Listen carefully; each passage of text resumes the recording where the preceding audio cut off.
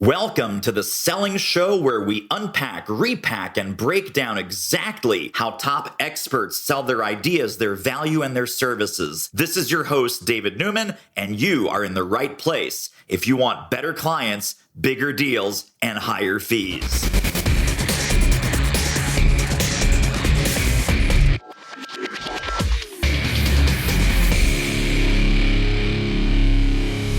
Well, we've done just about 300 episodes, all kinds of guests, all kinds of names. My next guest has the coolest name that I have ever had the privilege of interviewing, Mr. Lyon Goodman. Welcome to the show, my friend. Thank you, David. It's so great to be here. I'm really excited. And not only are you a lion, but you're a good man. How do you get a name like this? It's awesome. Well, the good man part was inherited. The lion was chosen. So, yeah. Totally love it. Well, you are probably the practitioner of one of the most, if not the most important skill in the world of coaching, consulting, facilitation, and improving clients' conditions, which is clearing beliefs. So much so that your website is clearbeliefs.com.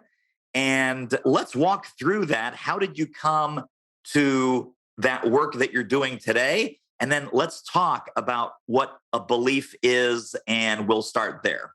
Great. I'll try to give you the briefest story, because stories can be either very boring or very interesting.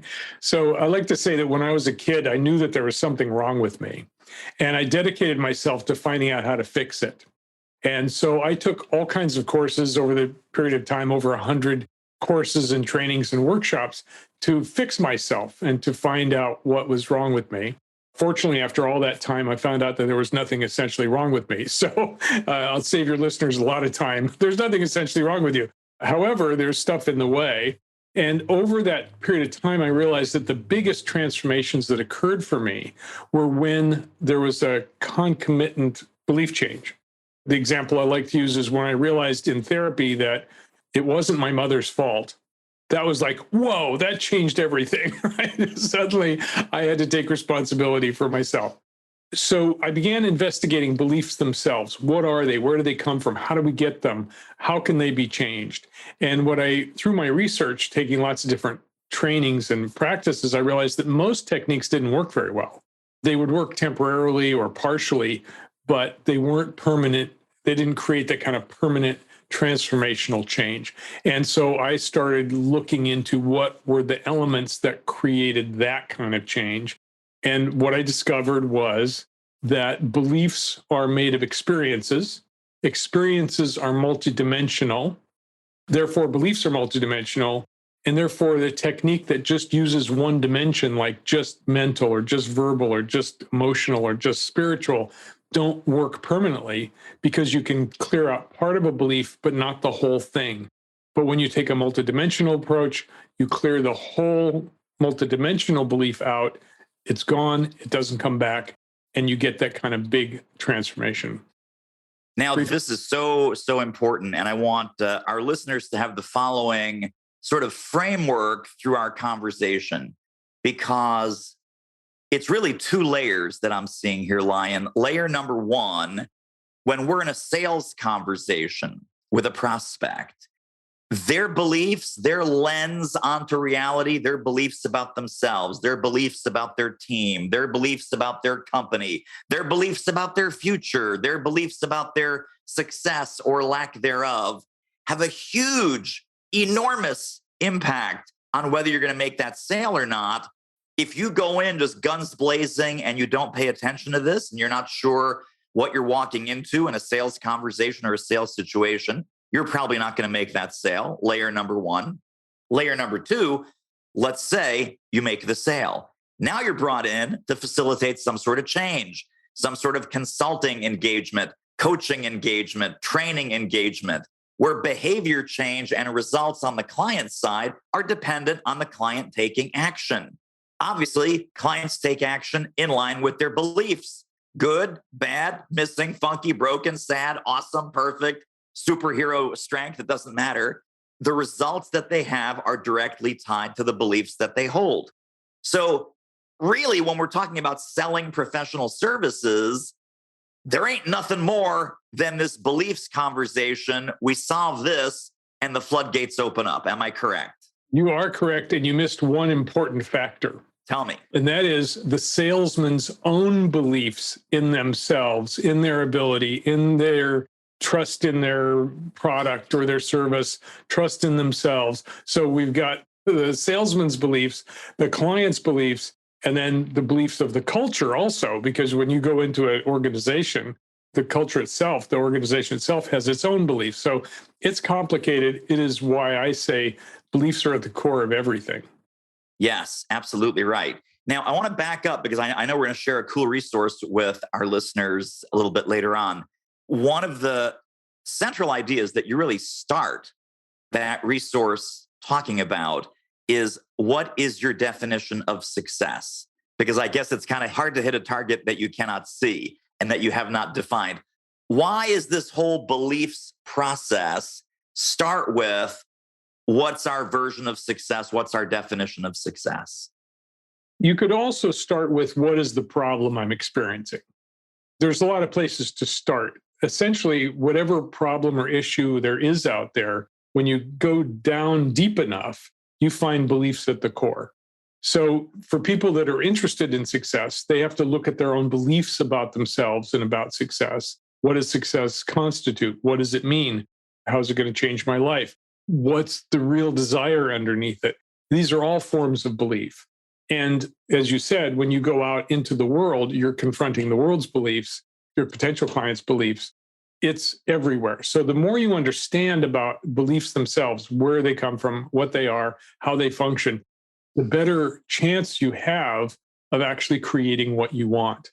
Because when you're trying to create anything, what gets in the way are your limiting and negative beliefs. So from a coaching standpoint, and I know that you're also obviously a seasoned and masterful coach, a client comes to you presenting some issue, some problem, some frustration, and they think it might be a personality problem, it's a negotiating problem, it's a collaboration problem, it's a delegation problem.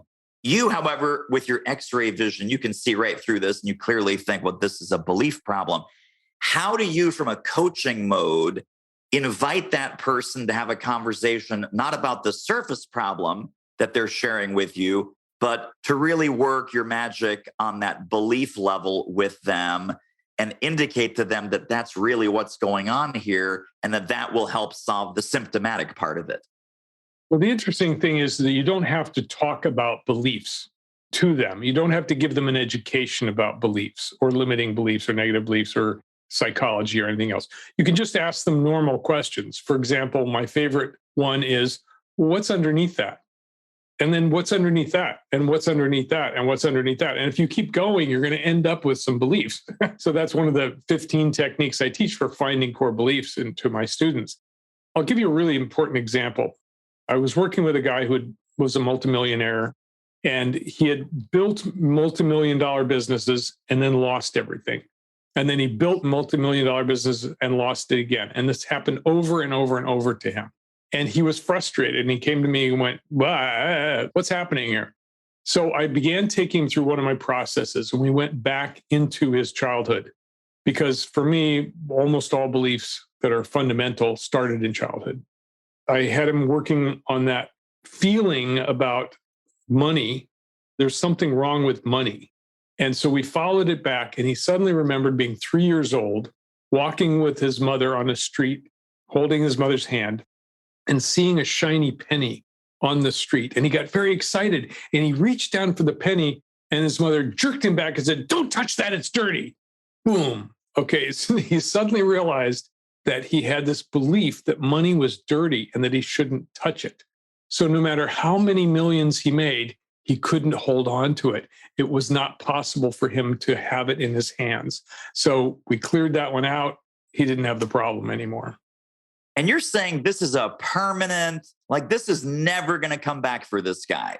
Right. And is that because of the process that you took him through, or is that because the tools that he now has, if it comes back in any way, shape, or form, he'll be able to manage it? Or is it really like gone forever where it's no longer even on the horizon? Well, it is gone forever. Beliefs come in clusters. many beliefs clustered together. I'm no good. Something's wrong with me. Nobody likes me. I don't have any friends because there's something wrong with me. And they all reinforce each other. So if we get to the core of that belief cluster, we can clear it completely and it doesn't come back. But often we're clearing one of the pieces of the cluster, and then you still have to work on the other ones. You still have to pick them off one by one. And then it eventually falls apart and there's nothing left and it doesn't come back. But our process really clears beliefs completely. And one of the ways we can tell is that our client will often say, "What was that belief I just cleared?" Which means it's out of their consciousness. And we say to them, don't recreate it. It's gone. Because you can recreate beliefs that you got rid of. But that's really the fundamental special sauce of our process, is that it is complete. It clears it out of all aspects of the self. Very, very powerful. Thank you. Hey, if you're loving this episode as much as I am, pop over to doitmarketing.com/manifesto and get your free 37-page download guide to how to sell smarter, sell more easily, sell more often. That's what we're here to help you with at The Selling Show. Off you go.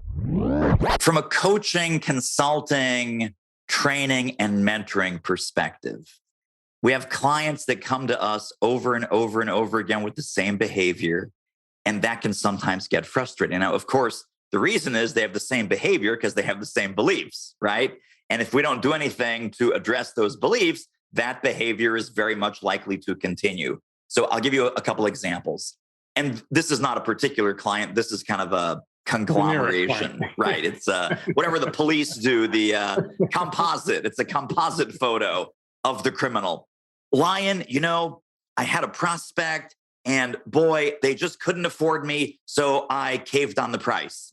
And then Lyon, this other client came back to me and they used me like years and years ago. And I did stuff for them for $300 back then. So they said, "Hey, can you come in and do it for $300 again?" And I said, yes. And then what do you do, Lyon, when they just don't have the budget? They just don't have the money. Now, the surface answer, which is totally useless to this poor person, the surface answer is raise your rates, learn to say no, stop taking work that you shouldn't be taking, stop undercharging, wrong charging, and undervaluing yourself.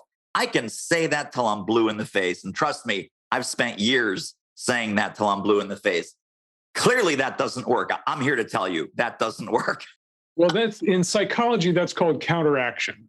Okay. It's like, this is the problem. We'll do this instead. Yes. This is an outside-in approach. And if you have a strong enough will, you can often do that. But only, in my estimation, about 5% of people have a strong enough will where counteraction is really effective and they can just go and just not ever do that again. I find that for 95% of people, if you go to the core of the issue, that belief layer, which is underneath the story level, underneath the behavior level, underneath the thoughts or the choice level, it's at the infrastructure of human consciousness, which is what I call the belief layer. Other people call it paradigms, schemas. There's all kinds of names for it, but it's really the underlying structure that we see the world through. So it's like a lens in front of your eyes. So if your lens is, I'm not worth anything, it doesn't matter what you tell me I should charge, because underneath it all is, I'm not worth anything. That is a programmed belief that someone indoctrinated into me when I was a kid. If we clear that out of the way, what's your worth now? Well, my worth is infinite. Well, what are you going to charge? Whatever the market will bear. I can adjust that based on market conditions or based on my own internal value. But that belief, I'm not worth anything, is gone. And now I'm not fighting against it all the time. So obviously, we don't have time to lay out your entire deep, profound process, but can we role play this just for 1 minute? Absolutely. So I am coming to you as a client, same story as before. I took this gig. It was $300. I know I shouldn't have taken it.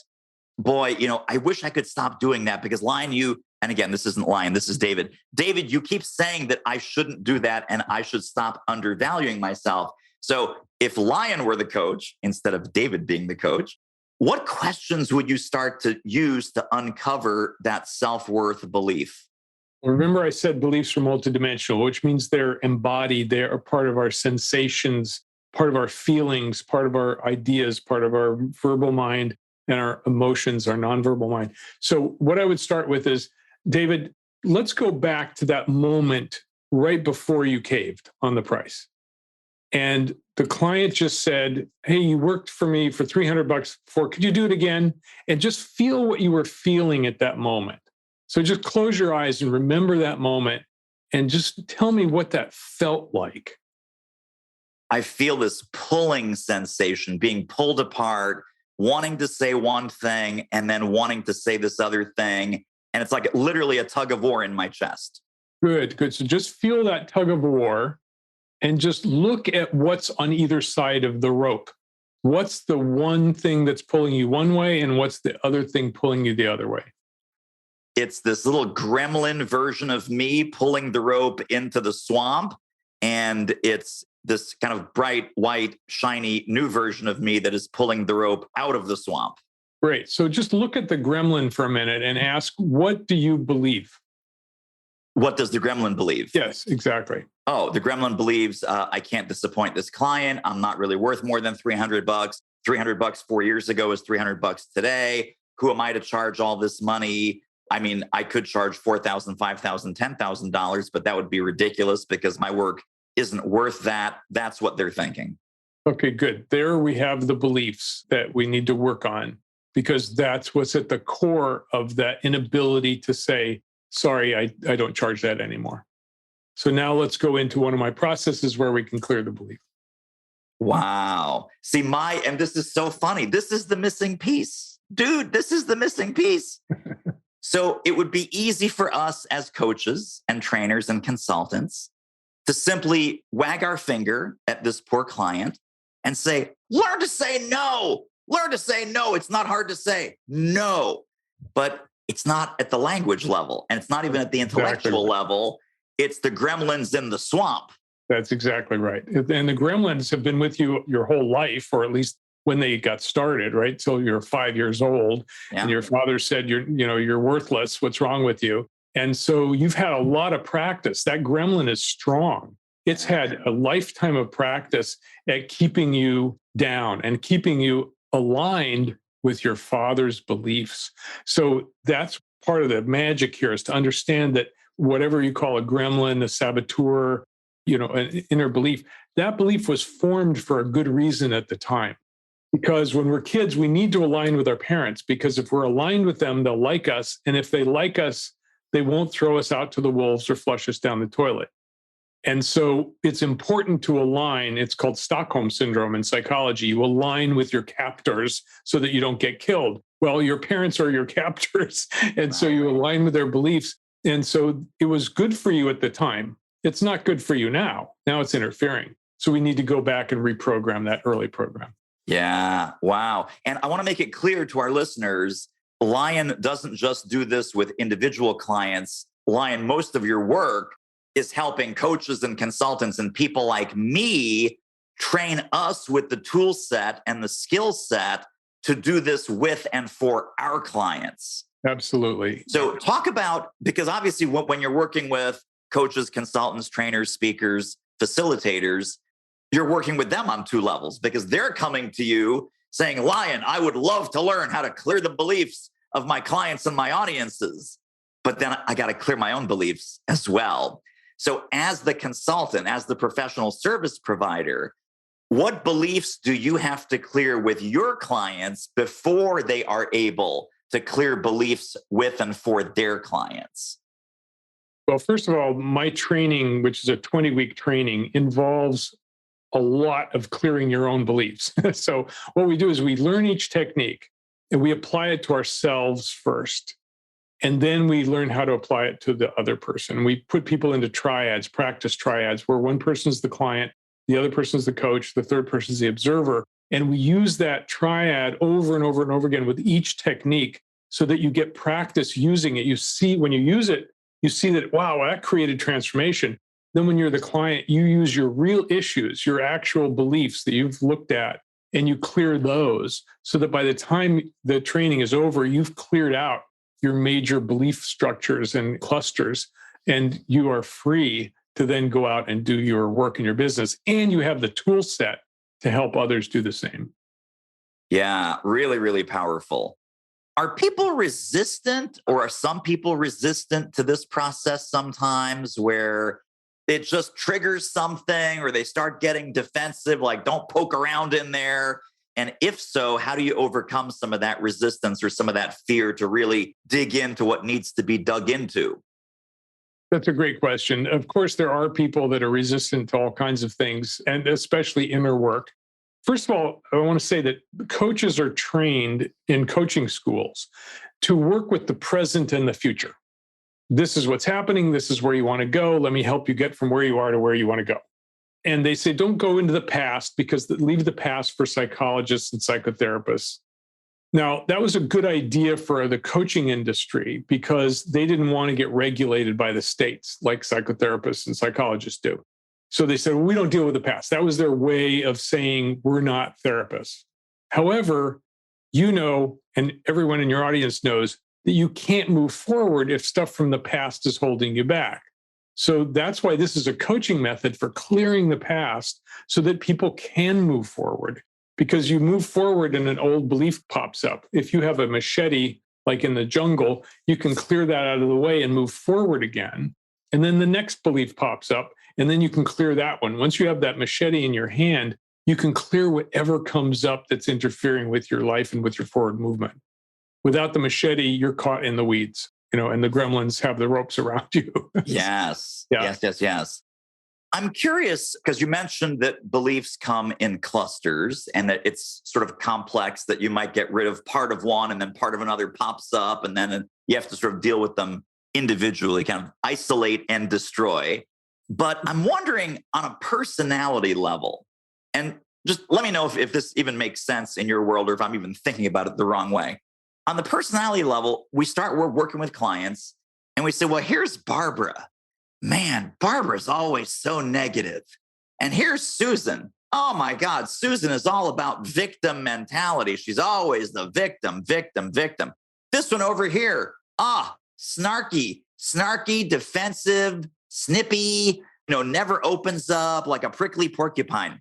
You've met my family? I have. They're wonderful people, except for no, but so these personality traits, the way they manifest themselves is we see people's repeated behavior over a period of time.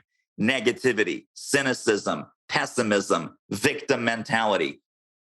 Are you saying that we could clear some beliefs and really change the way these people's personalities are perceived?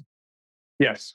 Not just perceived, but actually change personality. Because what is personality based on? It's based on the beliefs you have about yourself, beliefs you have about other people, and beliefs you have about the world. A personality can be broken down into those things. It's attitude, mindset, lots of words for it.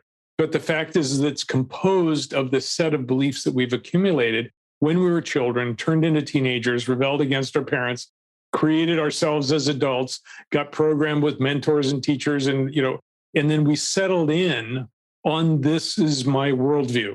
This is my self view. This is my view of other people. So we have tens of thousands of beliefs in us.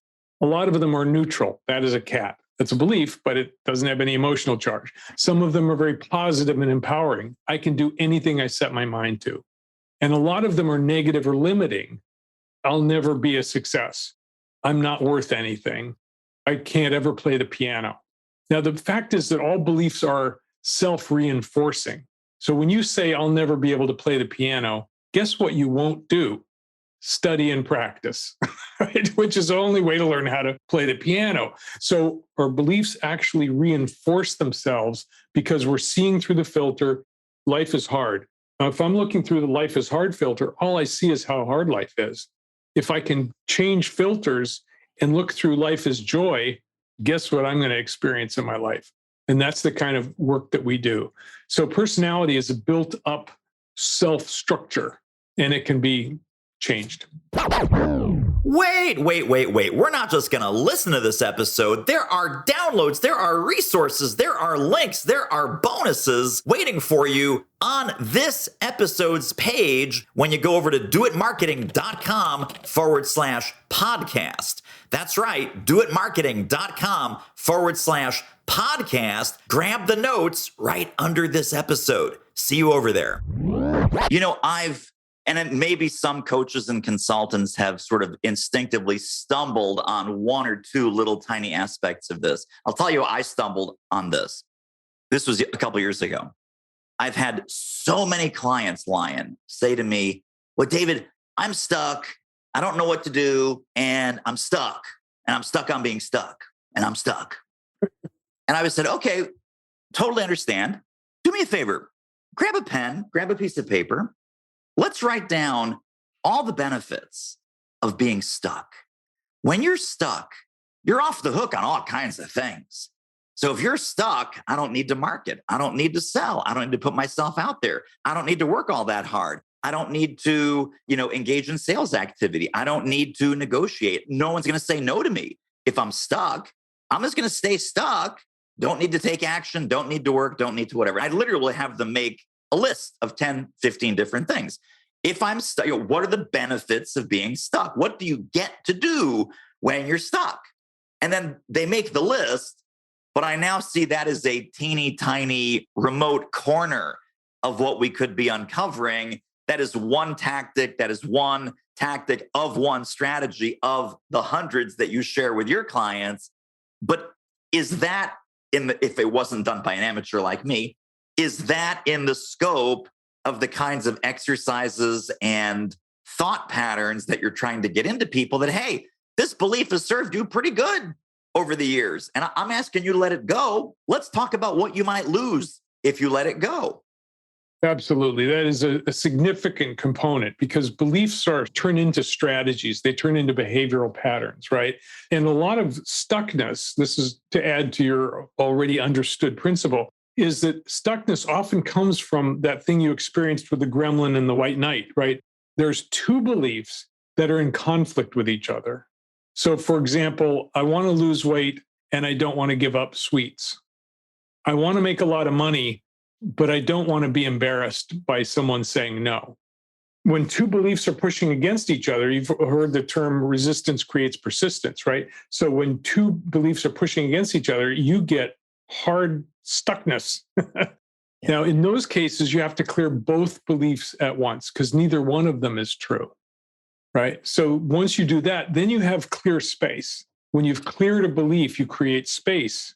And in that space, you can implant the new belief. What do you want to believe? What do you want to create? Because that's fertile ground. It's like if you were going to start a garden, you'd first have to take the rocks and weeds out of the soil. And then you'd amend the soil. And then with the seeds you plant will grow and blossom. Affirmations, which a lot of people try to do, is sort of like throwing seeds on rocky ground. Right.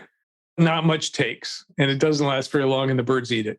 So we clear first. We clear what's at the source first, and then we implant the new beliefs. We invite the client to say, what would you prefer to believe? And now they can plant a new belief that will grow, blossom, and fruit. Wow. I'm just thinking in my mind as you were finishing that thought, I was thinking of all the different, as far as throwing seeds on rocks and throwing seeds on concrete, all the different objections that we get. So even in a sales conversation, almost all, well, maybe not almost, all objections are a belief, right? Well, Lyon, this sounds great. We don't have time. Well, that's a belief, right? Our people don't work that way. Our people don't think that way. That's not going to work here. I literally had a client, this was so funny. I had a client report to me about a prospect conversation that she had with one of her prospects. The prospect said to her with a totally straight face, that's not going to work here because this is Kentucky. It's like, really? So my consulting methodology works in all 49 states, but you're right, not in Kentucky. Now, if we were skilled and if we had signed up for your program, which everyone needs to do, we would ask that Kentucky person, interesting, what's under that or what's behind that? What's underneath that? What's underneath that? And then they would tell you, well, our people are very down home, very close knit, very so-and-so. So this whole talk about corporate culture is not going to mean much to them. What's underneath that? Well, we've tried before. So what you're really doing is it's an uncovering process, isn't it?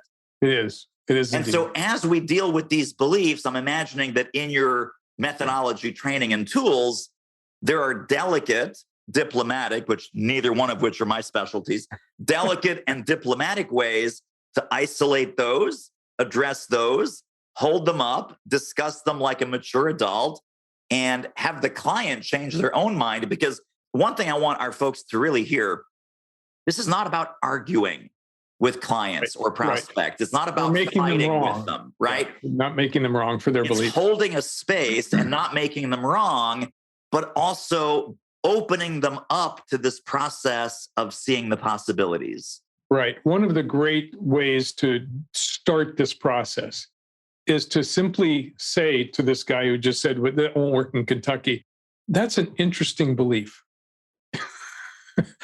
Now, it does two things. One is it takes them aback. What do you mean it's a belief? It's true, right? That's the normal response. Well, that's an interesting belief that's true. And it starts opening up space in which you could have a conversation. What do you mean it's a belief? Well, there's a lot of other people that have different beliefs about things, but I get that that's yours. Is that working for you? How's that working for you? That's right. One of my favorite things to say. How's that belief working for you? Yeah.